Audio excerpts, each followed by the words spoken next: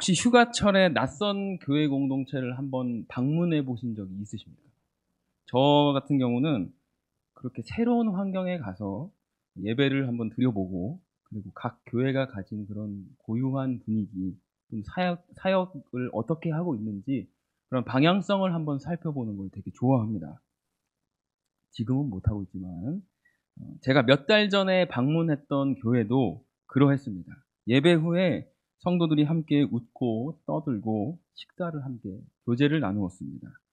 서로의 삶을 진솔하게 이야기하고 또 위로와 격려를 아끼지 않는 모습이 정말 인상적이었거든요. 차갑게 얼어붙어 있던 한 주 동안 그렇게 얼어붙어 있던 서로의 마음을 따뜻하게 녹이고 그리스도의 사랑 안에서 진정한 교제를 나누는 그 모습들이 기억에 굉장히 많이 남습니다. 그 교회가 평택시민교회는 아니고 작은 개척교회인데, 평택시민교회는 이따가 제가 얘기해 드릴게요. 이처럼 어떤 공동체든 구성원 각자의 헌신이 없으면 좀 전에 말씀드린 이 작은 교회처럼 될 수 없습니다. 오늘 우리는 사도행전 6장 1절로 7절의 말씀을 통해서 초대교회가 급성장 속에서 겪었던 문제와 그 해결 과정을 한번 살펴보면서, 특별히 그 가운데서 초대교회는 어떤 모습으로 헌신했는지를 함께 나누고자 합니다. 오늘 본문 사도행전 6장 1절은 초대교회의 눈부신 성장을 역동적으로 묘사하면서 시작을 합니다. 1절에 보시면 그때 제자가 더 많아졌는데 라고 합니다. 제자가 많아졌는데가 아니라 더 많아졌는데.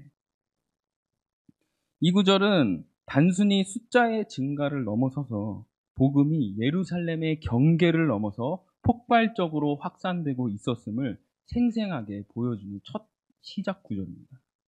오순절 성령 강림 사건 이후에 사도들의 권위 있는 복음 증거와 성령 하나님의 강력한 역사하심으로 인해서 매일매일 수많은 영혼들이 예수 그리스도를 구주로 영접하고 기꺼이 교회의 지체로 합류했습니다. 이처럼 양적인 부흥은 분명히 하나님이 주신 축복이면서 교회의 기쁨이 됩니다. 하나님께서는 그들과 함께 하신다는 그런 분명한 증거가 될 수 있는 것이죠. 교회의 성장은 하나님의 나라가 확장되고 있음을 알리는 희망찬 소식이었습니다. 그래서 모든 성도들의 마음에 큰 감사와 활력을 불어넣었죠. 하지만 이처럼 눈부신 외적인 성장 다른 면에는 예상치 못한 어두운 그림자가 드리워져 있었습니다. 교회 공동체 내부에 내재된 갈등의 씨앗이 점차 수면 위로 떠오르기 시작한 것이죠. 1절의 하반절은 그 갈등의 원인을 헬라파 유대인들이 자기의 과부들이 매일의 구제에 빠짐으로 히브리파 사람을 원망하니 라고 구체적으로 밝히고 있습니다. 당시 초대교회는 물질적인 어려움에 처한 지체들을 구제하는 일에 그 어떤 공동체보다 아주 적극적으로 나섰습니다. 초대교회에서는 네 거가 네 거고 내 거가 내 거가 이런 게 없었어요. 네 거 내 거가 없었다는 거예요. 모든 것을 공동으로 소유하고 필요한 자들에게 나누어주는 참된 나눔과 섬김의 공동체였다는 것이죠. 그 중에서 과부들은 고대 사회에서 가장 취약하고 소외된 계층이었어요. 어린아이들과 함께. 남편을 잃고 홀로 된 여성들은 사회적 보호망이 없었기 때문에 교회는 그들을 돌보는 것을 최우선적인 사명으로도 여기기도 했어요. 당시 유대교 내 구제 사업에는 두 가지가 있었어요. 유대교 내에서 구제 사업은 두 가지가 있습니다. 첫 번째는 극빈층에게 매주 금요일마다 14끼에 해당하는 돈을 지급하는 것. 두 번째는 방랑하는 빈민들에게 사발의 음식을 담아서 나누어 주는 것입니다. 그런데 기독교 공동체의 구제 사역은 이것과는 달랐습니다. 기독교 공동체의 구제 사역은 공동체 내에 있는 지역민들도 돌봐야 하고, 그리고 구제의 시기는 방금 유대교 내에서는 매주 금요일이었지만 기독교 공동체에서는 구제의 시기가 매일매일이었어요. 문제는 구제에 소홀했던 게 아닙니다. 당시 예루살렘 교회 안에는 크게 두 부류의 유대인들이 함께 신앙생활을 하고 있었습니다. 한 부류는 말씀에서 볼 수 있는 유대 지역에서 태어나서 히브리어를 주로 언어로 사용하던 히브리파 유대인들이었고, 다른 한 부류는 이스라엘 외부에서 태어나서 헬라 문화권의 영향을 많이 그렇게 받고 자라다가 예루살렘으로 돌아와서 살고 있는 헬라파 유대인들입니다. 그러니까 디아스포라 유대인들이 돌아온 거예요, 이스라엘로. 헬라파 유대인들은 주로 헬라어를 사용했고, 유대 밖에서 자라왔기 때문에 히브리파 사람들하고는 문화적 배경에도 차이가 있었습니다. 그러다 보니 교회가 급격히 성장하면서 구제 대상자의 수도 아주 폭발적으로 증가하게 된 거예요. 구제 사역을 담당하는 행정적인 업무의 복잡성도 함께 증가하게 됩니다. 이 과정에서 헬라어를 사용하는 헬라파 유대인 과부들이 히브리파 유대인 과부들에 비해 구제의 목록에서 누락이 되거나 이제 식량을 나누어 주는 그런 부분에서 소외가 되는 등 차별을 받고 있다는 인식이 조금씩 드러나고 있었다는 겁니다. 이러한 원망은 불만 표출을 넘어섰습니다. 이는 교회의 본질적인 사명과 사랑과 섬김, 공평과 정의를 훼손하는 심각한 문제였다는 것이죠. 말을 사실 불만이 있으면 찾아가서 말을 하면 됐는데, 말을 하지는 못하고 자기들끼리 모여가지고 이렇게 불평을 하고 있었다는 겁니다. 원망을 하고 있었다는 겁니다. 공동체 내의 뿌리 깊은 문화적, 언어적 차이가 갈등의 불씨가 되어서 교회의 화합과 일치를 심각하게 위협하고 있었던 겁니다. 교회의 외적인 성장이 오히려 내적인 문제를 수면 위로 끌어올린 셈이었던 거죠. 그래서 자칫 잘못하면 이 갈등이 교회를 분열시켜버리고 더 나아가서 우리가 복음을 전파할 때 큰 걸림돌이 될 수 있다는 아주 위급한 상황이었던 것입니다. 이 모습을 통해서 우리가 알 수 있는 건, 교회가 아무리 영적으로 부흥하고 성령님의 역사가 강하더라도 인간적인 연약함과 행정적인 한계, 그리고 내부적인 갈등에 직면할 수 있음을 여실히 보여주고 있는 것입니다. 동시에 이러한 문제에 어떻게 대응하느냐에 따라서 교회의 미래가 결정될 수 있는 것을 보여주는 것이죠. 공동체 내부의 불평과 갈등의 기운이 감돌기 시작하자 12사도는 이 문제를 결코 가볍게 여기거나 모른 척 지나가지 않았어요. 그들은 상황을 지켜보거나 시간이 해결해 주기를 기다리지도 않았어요. 오히려 매우 적극적이고 단호한 리더십을 발휘하면서 모든 제자들을 한자리에 불러 모았습니다. 이것은 문제 해결을 위한 사도들의 강력한 의지를 보여주는 동시에 공동체 전체가 문제 해결 과정에 참여하고 그 결정에 동의하는 것을 중요하게 여겼다는 것을 알 수 있습니다. 사도들은 모임에서 문제의 본질을 정확하게 꿰뚫어 봤어요. 그리고 그에 대한 명확하고 지혜로운 해결책을 제안했습니다. 사도들은 2절에서 우리가 하나님의 말씀을 제쳐놓고 접대를 일삼는 것이 마땅하지 아니하니라고 분명하게 말합니다. 이 말씀은 사도들이 구제사역 자체를 경시하거나 중요하지 않게 여겼다는 말이 아닙니다. 그 반대였죠. 구제는 교회의 사랑과 섬김을 나타내는 중요한 사역입니다. 초대교회의 정체성을 형성하는 아주 핵심적인 요소라는 것이죠.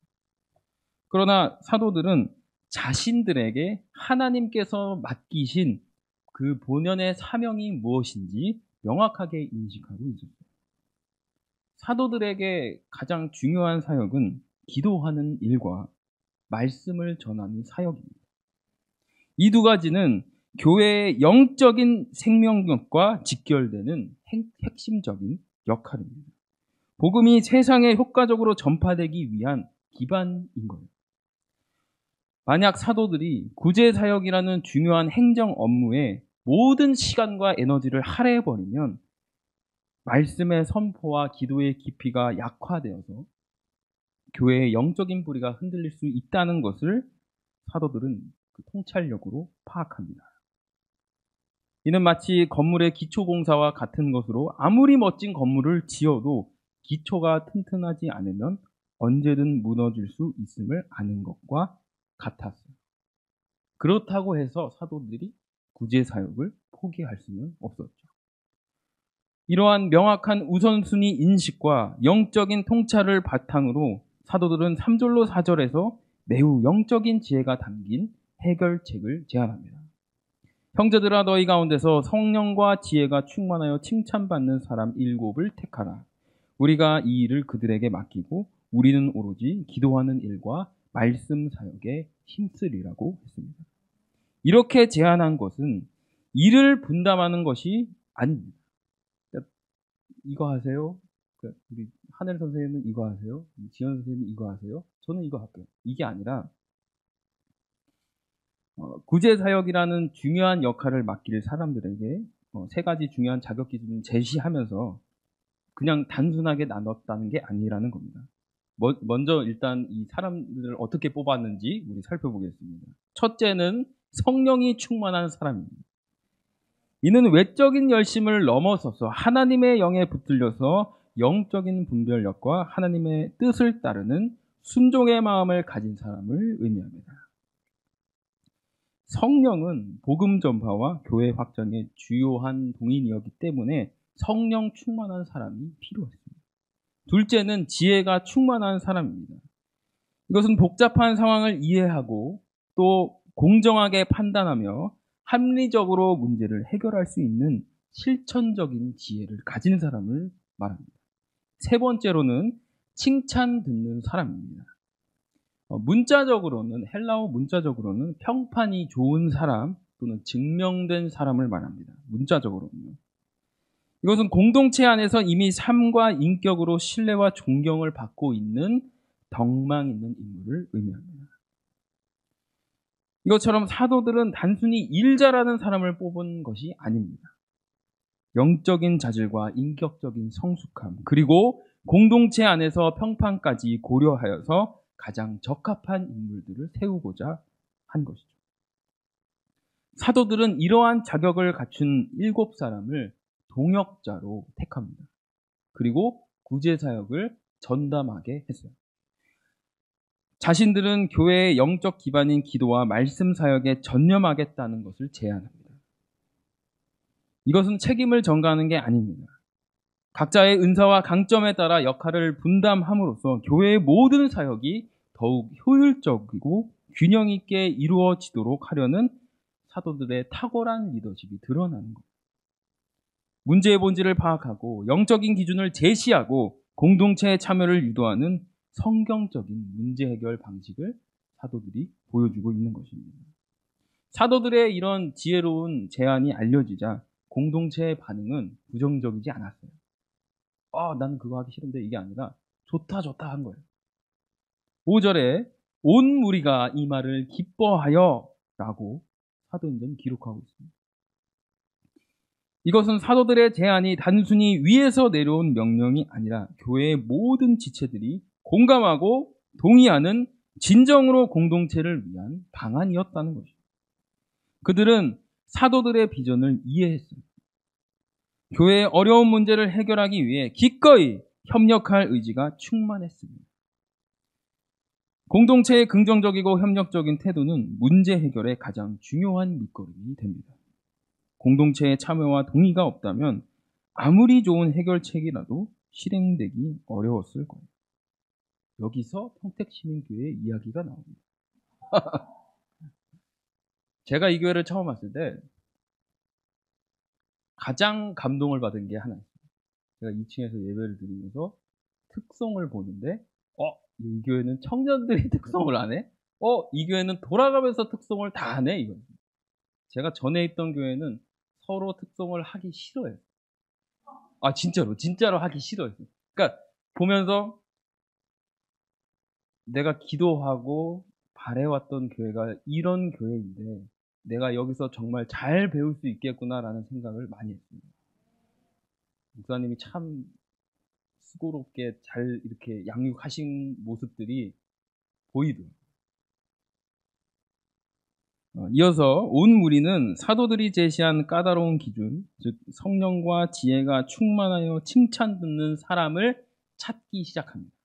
그 결과 스데반, 빌립, 브로고로, 니가노르, 디몬 바메나, 그리고 유대교에서 회심한 니골라가 7사람이 선출이 됩니다.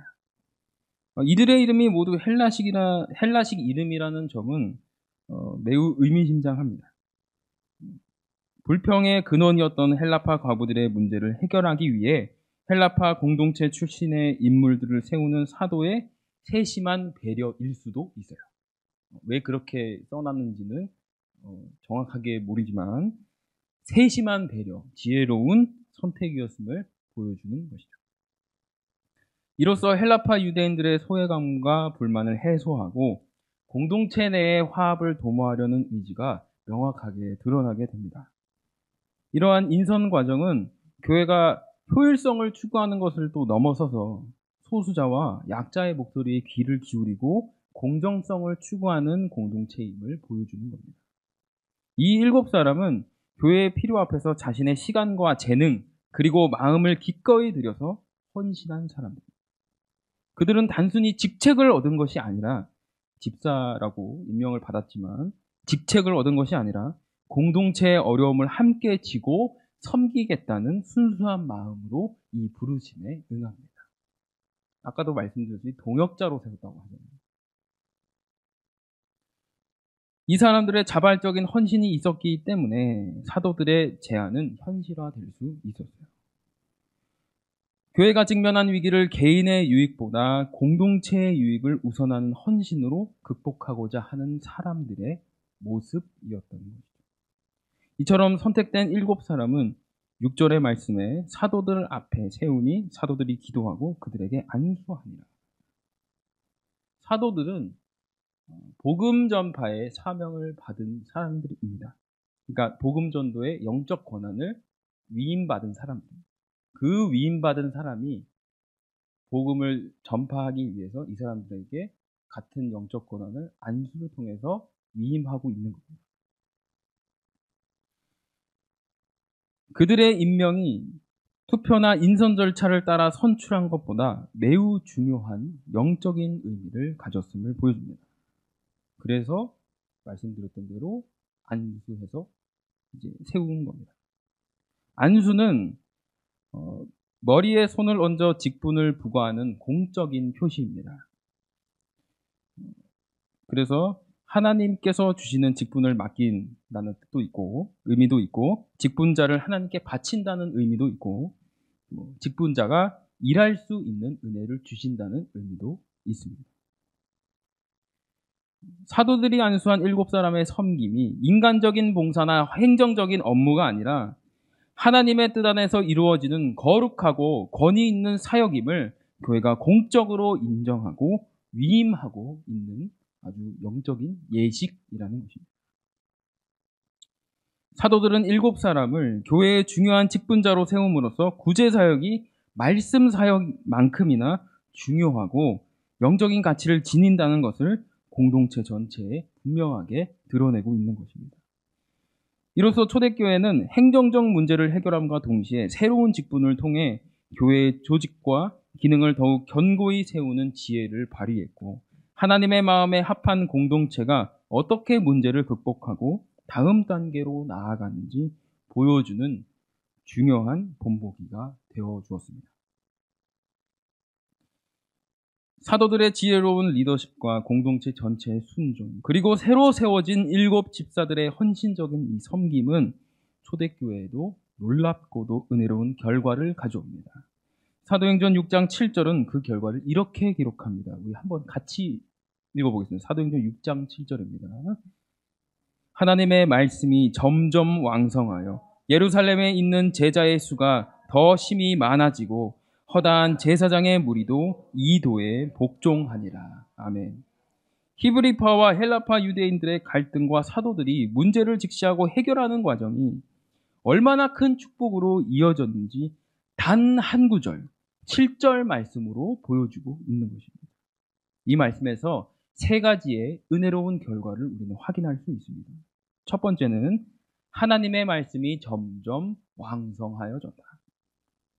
내부적인 갈등이 완전히 해소되고 역할 분담이 명확해지자 사도들은 자신들의 본연의 사명인 기도와 말씀 사역에 온전히 전념할 수 있었던 거예요.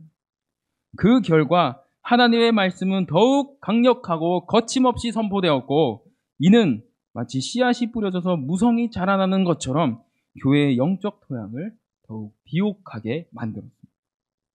말씀이 부흥하고 왕성하게 된 것은 교회의 내부적인 질서와 건강을 또 회복시켰습니다. 뿐만 아니라 교회가 세상에 증거해야 할 복음의 능력을 더욱 강화하는 핵심이 되었습니다. 말씀이 흥왕하고 역사하자 교회가 그저 모이고 침묵하는 조직이 아니라 하나님의 살아있는 공동체임을 분명하게 보여주는 것이죠. 두 번째는 예루살렘에 있는 제자의 수가 더 심히 많아졌다는 것입니다. 이게 대조가 되는 게요. 우리가 1절 말씀에 보면 그때 제자가 더 많아졌는데 이렇게 나오죠. 근데 여기서는 더 강조합니다. 예루살렘에 있는 제자의 수가 더 심히 많아지고, 구제 문제로 인한 내부의 불평과 갈등은 교회의 성장에 부정적인 영향을 미칠 수 있었습니다. 그러나 사도들의 지혜로운 해결과 제자들의 헌신적인 섬김을 통해서 오히려 교회는 더 견고해지고 더 매력적인 공동체가 된 것입니다.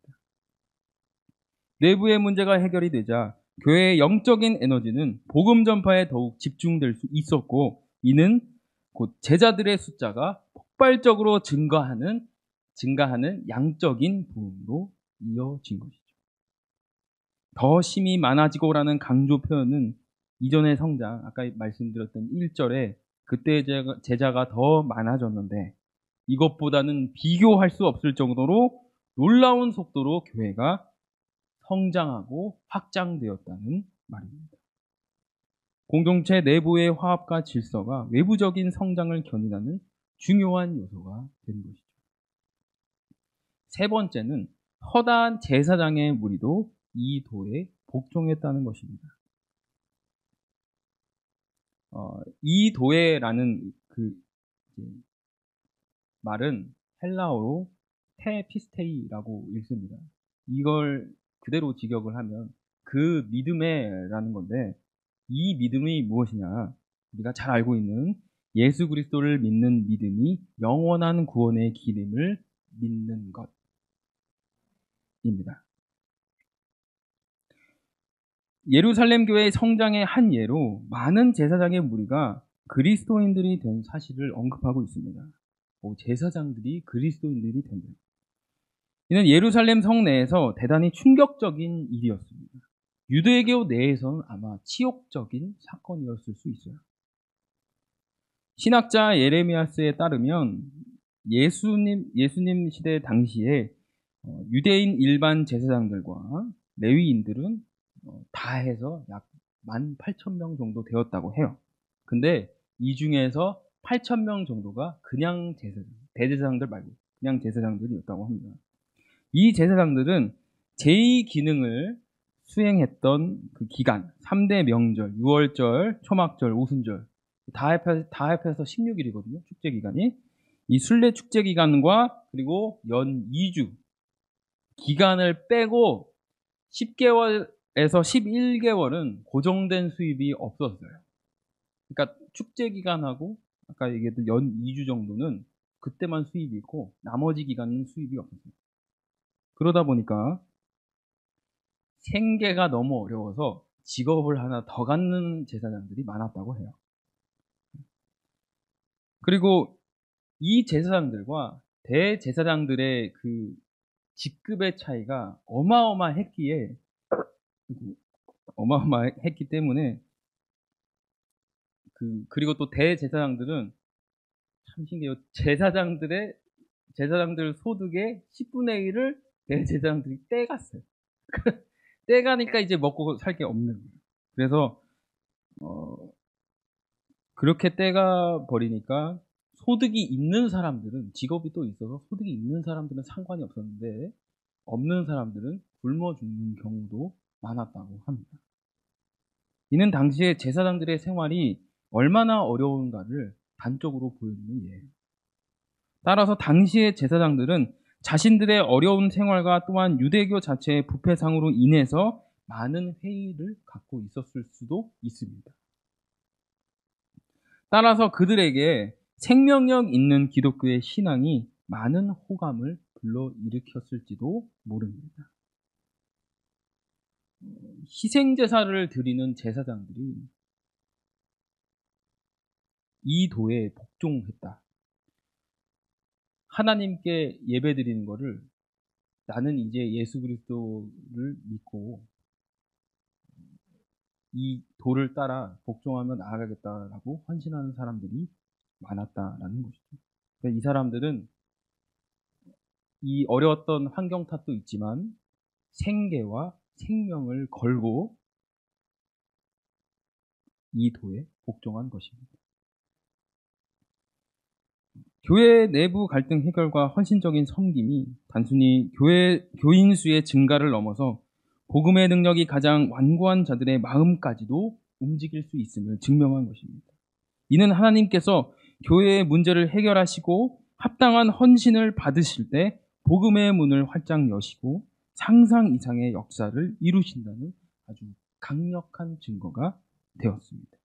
이처럼 헌신적인 섬김은 공동체 안에서 평화와 질서를 가져왔을 뿐만 아니라 궁극적으로 하나님의 말씀이 더욱 힘있게 전파되고 복음이 확장되는 놀라운 결과를 낳았습니다.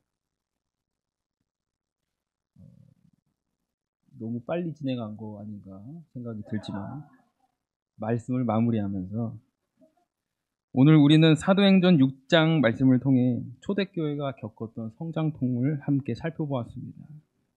교회가 양적으로 성장하며 헬라파 과부들의 구제 문제라는 갈등에 직면했지만 사도들의 지혜로운 우선순위 설정과 새로운 직분자들의 헌신을 통해서 이 문제를 아주 효과적으로 지혜롭게 해결했습니다. 그 결과 교회의 내적 평화가 회복되었을 뿐만이 아니라 하나님의 말씀이 더욱 왕성하여지고 제자의 수가 폭발적으로 증가하게 됩니다. 심지어 복음을 대적하던 제사장들마저 예수님의 품으로 돌아오는 놀라운 부흥을 경험하게 된 것입니다. 이 모든 과정에서 핵심은 바로 성령과 지혜가 충만하여 칭찬 듣는 사람들의 헌신적인 섬김이 있었다는 것이죠. 이러한 초대교회의 모습은 오늘날 우리에게도 중요한 삶의 적용을 제안합니다. 우리는 모두 각자의 삶의 자리, 특히 교회의 공동체 안에서 다양한 역할을 감당하는 사람들입니다. 그 중에서도 다음 세대를 하나님의 말씀으로 양육하는 교사의 자리는 더욱 특별한 헌신을 요구합니다. 때로는 맡겨진 아이들 속에서 생기는 갈등.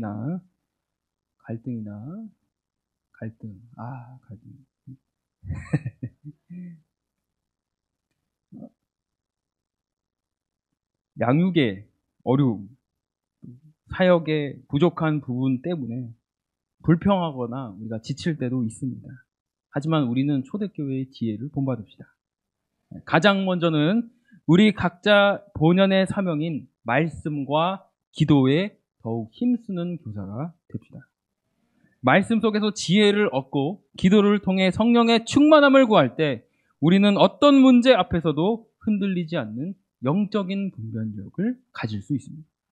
또한 지식을 가르치는 것을 넘어서 아이들의 눈높이에서 아이들의 마음을 이해하고 부족함을 감싸 안고 다시 일어설 수 있는 용기를 줄 수 있는 지혜로운 교사가 됩시다. 마지막으로 공동체 안에서 신뢰와 존경을 받는 칭찬 듣는 모습으로 헌신합시다. 아이들에게는 단순히 가르치는 사람이 아니라 나의 삶으로 본을 보여주는 진정한 멘토가 되어줍시다. 자, 여기서 오늘의 마지막 이야기를 들려드릴게요. 제가 말씀을 준비하면서 참 많이 기억에 남는 한 집사님의 이야기입니다. 지금은 행방이 어떻게 되는지 모르는데 이분은 제 모교회에서 만났던 집사님이십니다. 한 13년도에서 17년도까지 있었던 집사님이신데, 이분은 게임 회사에서 이제 대표도 하셨던 분이세요. 그 당시에 제가 이제 막 저도 이제 사역을 하기 위해서 들어갔을 때, 교사로 헌신하기 위해 들어갔을 때 중등부를 전 들어갔습니다. 중등부가 따로 있고 고등부가 따로 있어서 저는 중등부를 들어갔는데, 거기서 아이들을 맡으시면서 자기 회사에 초대해서 견학도 시켜주시고, 또 아이들이 꿈을 가질 수 있도록 예배가 끝나면 영화 보러 가고 뭐 먹으러 가고 막 이러셨었어요. 그분이 당시에는 재정적으로 충만하지도 않았고, 항상 집사님은 돈이 많으신가 봐요 라고 제가 이렇게 직설적으로 물으면, 나는 그냥 월급쟁이다, 그렇게 얘기하시고, 항상 묵묵하게 교사의 자리에서 헌신하시면서 자기에게 맡겨진 아이들을 항상 감당하시는 분이셨어요. 그리고 그분이 이제 그 회사에서 개발한 게임이 게임 대상을 받기도 했습니다. 2011년에 받기도 했는데, 대상 받은 줄 저는 몰랐어요.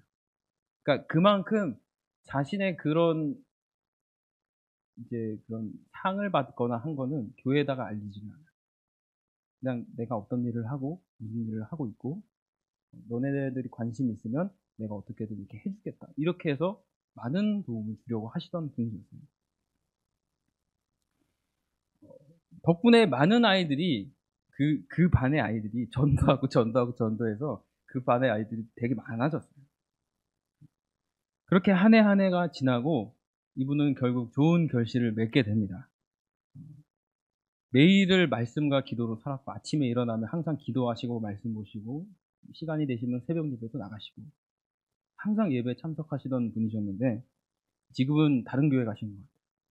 이분이 누구시냐면, 지금은 세계적으로도 유명하고 올림픽의 e스포츠에도 들어가 있는 배틀그라운드라는 게임 회사를 투자하신 그 대표십니다. 나중에 찾아보시면 돼요. 김강석이라고 치면은 바로 나옵니다. 그분을 보면서 참 오늘 설교를 어떻게 좀 더 마음에 와닿게 준비할 수 있을까 이렇게 했는데, 그분 생각이 참 많이 나요. 그분이 마지막으로 저에게 이제 하셨던 말씀은, 돈이 없어도 된다, 그냥 있는 거 그대로 다 주면 된다, 아이들에게는 관심이 제일 좋다. 그분 지금 아마 해외여행 하고 계실 거예요. 그 주식이 올라가지고, 주식을 배틀그라운드 주식에 넣었는데 주식이 올라가지고 떼돈 오셨거든요.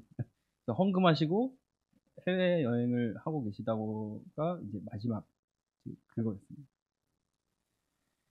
자, 이제 정말 마무리입니다. 우리의 자녀 세대를 하나님의 말씀으로 양육하는 교사의 자리야말로 하나님의 마음에 합한 헌신을 요구하는 자리입니다. 이 자리에 헌신하는 것은 시간만 쏟는 봉사가 아닙니다. 이는 하나님께서 가장 기뻐하시고 복 주시는 거룩한 사명입니다. 우리 주님께서는 누구든지 내 이름으로 이런 어린아이 하나를 영접하면 곧 나를 영접함이니 라고 말씀하셨습니다. 즉, 어린 영혼을 향한 우리의 헌신과 사랑은 곧 주님을 향한 헌신이며, 하나님께서는 이 모든 것을 기억하시고 복 주시리라 믿습니다. 우리가 각자의 자리에서 드려지는 헌신을 통해 다음 세대가 믿음 안에서 굳건히 설 줄로 믿습니다. 주님의 교회가 더욱 건강하게 세워질 줄로 믿습니다. 우리의 작은 헌신이 이 시대의 놀라운 부흥을 이끄는 시작점이 될 것을 믿습니다. 궁극적으로 하나님의 이름이 온 세상에 높임을 받는 영광스러운 일에 우리 직분자들과 교사들이 쓰임받기를 간절히 바랍니다. 기도하겠습니다.